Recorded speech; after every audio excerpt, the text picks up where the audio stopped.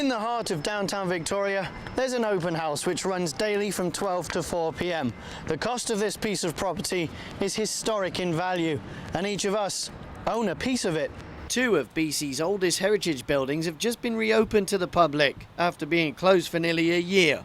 Helmcken House and the St. Anne's Schoolhouse will carry history well into the future, complete with brand new security and fire suppression equipment. When you talk about fire suppression, it doesn't always sound that interesting, but it really is about the story of making sure that these treasures, these two houses, St. Anne's Schoolhouse and Helmcken House, are around forever. The decision to add a fire suppression system to both buildings was part of a 2005 risk assessment. This after another historic site, the Craigflower Manor, suffered severe fire damage to irreplaceable artefacts.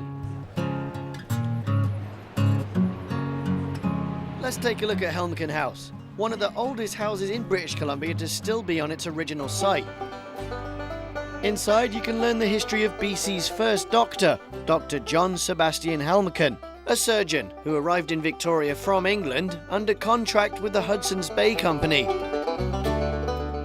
And in 1852, he built a section of this house to live in when he married the daughter of Governor James Douglas. And this is the room that Dr. Helmcken lived in for the rest of his life. The last time it had a renovation like this was 1963. And now with the new refurbishment, they've created some windows so that you can actually peer through and see the original log structure. And to think of these as being places where you can really run programs and talk about life in early British Columbia. This was our chance in our careers as professionals to preserve this house as long as possible. We wanted to, at 150 plus years, we wanted here for 200 years. Also on the property, perhaps the oldest building still standing in Victoria, although not on its original site, the St. Anne's Schoolhouse. Originally built in 1844, this was the first ever school in Victoria. But to actually sort of be able to touch the walls and actually sit in the chairs, I think it really adds to that personal experience. It took $350,000 raised by over 260 donors to see the project through.